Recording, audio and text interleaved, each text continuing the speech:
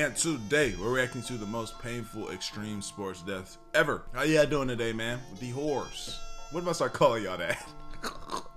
You know, every community got their own thing that they call their supporters. What if I start calling y'all the horse? Y'all hate that one. Hey man, pull it to the Twitch, man. I'm streaming that day at 5-6 p.m. You know I stream every Monday, Wednesday, Friday without miss. Everybody on my stream, y'all can attest to that, right? Let's get into it, man. Let's do it. 20 seconds. In the summer of 2013. Bruh, I want to visit a place like this. Thing is, I haven't traveled out the country. I haven't traveled a lot of places. I want to go to a place like this so bad. I know there's really probably not that much to do, but like, I just want to experience this. You feel me? But for somebody who hasn't been out the country, done a lot, like I feel like this is a crazy thing just to kind of do early, unless like I'm about to be doing just a bunch of travel, and then like I feel like I need to knock certain things off my list and then go to something like this. You feel what I'm saying? But this is my dream to do something like this. You know what I'm saying? Look how crazy this looks. It's green down here, but white up here. Dang. In the Swiss Alps near Martigny, one of the world's most daring stuntmen prepared for what should have been another breathtaking descent. His name was Mark Sutton. He's a professional parachutist best known for his role in the London 2012 Olympics opening ceremony, where he famously jumped into the stadium dressed as James Bond alongside the Queen. But this time, his jump would not end with applause. Sutton launched himself into the sky in a wingsuit, soaring across the mountain valley. For 20 This is crazy. People that do this one, cause you could be doing this. Look how little you are. Bro, one wrong little turn, you don't get into the crevice, you hit that hole like a bug on a windshield, bro. You know how when you hit a bug driving on a road trip, and it just you unrecognizable. You don't even know what type of bug hit the windshield. They don't even know what color you were. They don't even know what type of human you were. Man or woman, they couldn't even tell because your ass just splatter on rocks. Exhilarating seconds, he glided like a bird, cutting through the air at speeds over 120 miles per hour. It was a sight few people on Earth would ever get to experience. But then, in an instant, it was gone. At 20 seconds into the flight, Sutton lost control.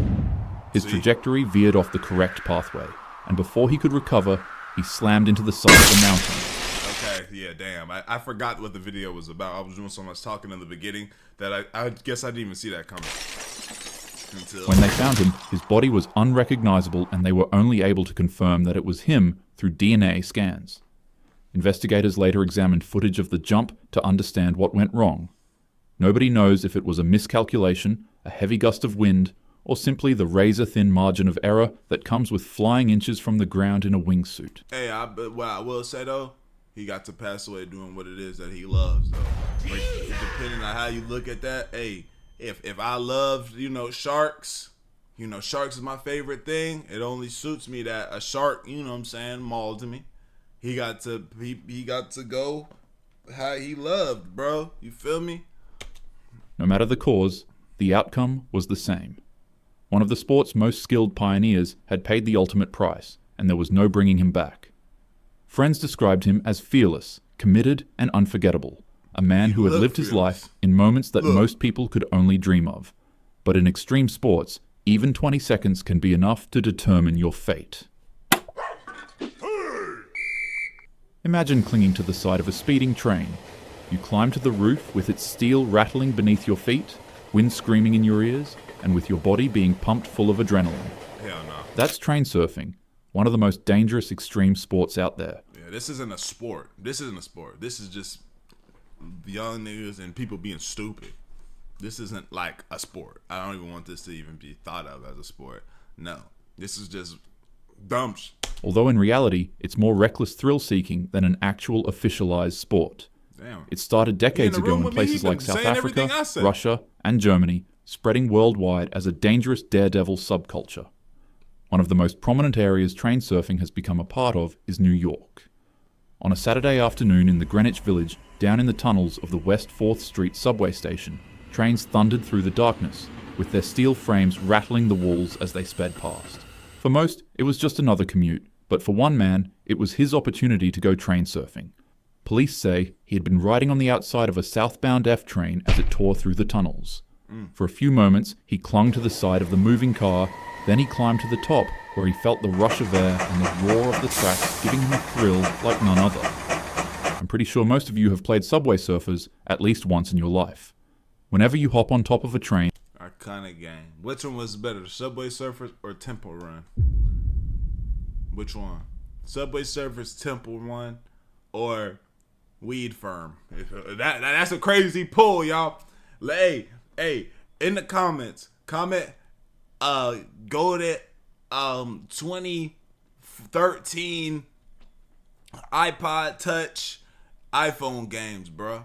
Let me see my people who got some culture to them. And make the mistake of hitting a tunnel, you'll fly off in a cartoonish manner where you're then arrested by that big back that's chasing you. You get a good laugh at it, then you play the game again. Yeah, it's nowhere near as hilarious in real life. It's horrible.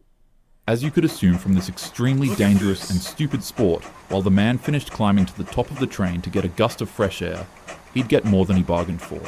A tunnel showed up, and before the man could even process what he saw, he lost his head. Because of the extreme amount of air pressure being thrown at his body at the moment, he fell and was caught underneath the train. At 3:11 p.m., a 911 call came in. Someone said they had seen a man slip beneath the subway earlier, and sure enough, when officers arrived, they found him under the train with his body decapitated. Yeah. Whatever adrenaline he had been chasing ended instantly, and it was replaced by silence and horror in the underground. For the unfortunate commuters forced to pass the site, that shit definitely left a stain. Every time that train goes through that tunnel, there's skull bits still up in the brick. It was a grim reminder of the dangers lurking in the city's underground. But for police, it was just another entry in a long list of subway surfing tragedies. Quick little moments of thrill that collapse into traumatic memories that both strangers and loved ones alike will never forget. The adrenaline is never worth the risk. Your body is priceless. And while we're on the topic, the same goes for your mind. The whole reason I make these Stickmen videos is so that you don't have to witness the real thing. Don't go searching for these videos online. The effect it has on your brain is horrible, especially if you're young. Traumatizing yourself isn't worth it, and trust me, I can promise you that. The slamming incident. High in the Swiss Alps, the snow glistened under a cold April sky. For a young 21-year-old world champion snowboarder, this was more than a mountain. It was her playground, her stage, and most of all, her destiny. She had conquered countless competitions and had practically carved her name into the world of snowboarding. But on this day, the mountain carved back. The woman was being filmed for a project, showcasing her incredible skill as she cut across the steep alpine slopes. The cameras rolled, her board sliced through the powder, and everything seemed perfect. Then, without warning, the snow itself began to move. Like, a lot. Damn. In the blink of an eye, an avalanche broke loose. No, that actually, like, thing is I know this is top 50 fears for me, but since I don't live in a place where this can be reminded, you know what I'm saying, it goes into the depths of my brain to only remind me that this is one of my biggest fears whenever I see it. Cause look at this cloud of just, like, you at the whim of this, bro. You can't do nothing. You just gotta watch, bro. Well, it's over. That's really all you can think. Tons of snow and ice thundered down the mountain, faster than any snowboarder could ever outrun. It should be known that on average, avalanches move at about 80 miles per hour. At that speed, that's enough force to topple any building, rock, or tree caught in its path, most of which are moving along with the avalanche whenever it's crashing down a mountain. It slammed into the woman with the force of a speeding vehicle, and she was swallowed by it instantly. Dang. Rocks, debris, branches, and heavy ice carved and tore at her body as she was dragged through the snow until its eventual finishing slam. Finally, the avalanche stopped, but the woman was missing. She laid buried alive deep within... That'd be the fucked up part too, bro. Niggas be alive still. Stuck in ice. Help! Yelling, please, somebody help me. For nobody to hear you, bro.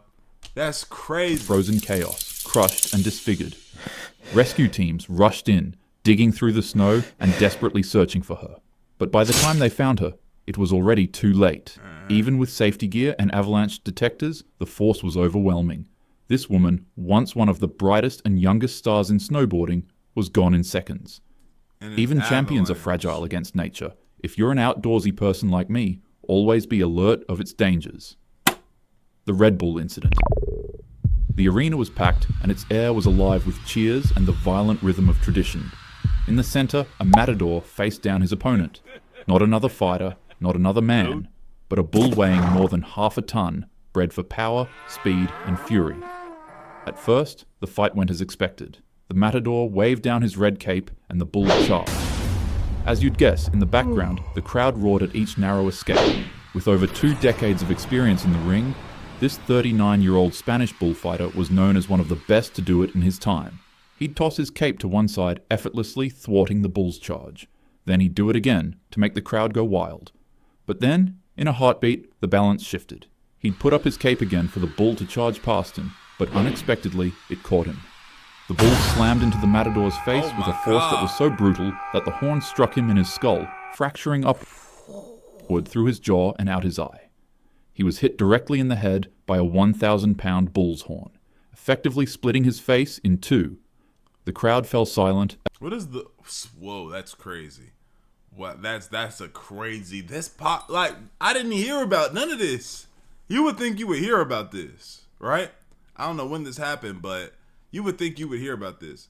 But what do you think the bull thinks when he does something like this? You know what I'm saying? Do you think for a second he's like, damn, I just wanted to throw him in the air. I didn't mean to.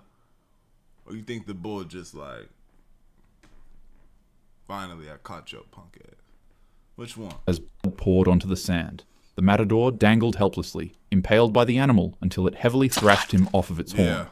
The worst part is that the man was fully conscious. He rose back from the ground like a zombie and began screaming that he couldn't see, sending the crowd into a horrific panic. Other bullfighters jumped into the ring to distract the bull and to retrieve the man's body. Once again, his face was split in two, his teeth were shattered, his jaw and cheekbone were fractured, and the horn head punctured out his eye and pierced him right through his skull. Oh my gosh, but, bro. To everyone's complete and total shock, the man actually somehow survived. The horn pierced his skull and was dangerously close to his brain, but it missed. Against all odds, he returned back to the ring less than a year later, and he'd continue his passion. Juan Jose Padilla is now known as the Pirate of Bullfighting. In 2018, he'd experienced another horrible incident where he was scalped by a bull. Honestly, this... Yo, bro. What are you doing? We know you like that, bro. You got it. Bro, you're at a disadvantage now. You have no peripheral. Come on, bro. Man might just be invincible because he'd somehow survive once more, and he'd return back to the ring again to continue the sport. Extreme sports are, well, pretty extreme. 3 strikes, you're And out, honestly, dude. there's really nothing wrong with living life to the fullest. All I'd say is that adrenaline makes you feel invincible, but reality has no safety net. So, always, at least make sure the risk is worth the reward. As always, have a happy day. Shout out Talking Hat, man.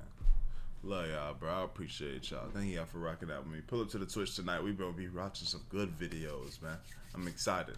That being said, man, we gone. Hey, did he lie to it?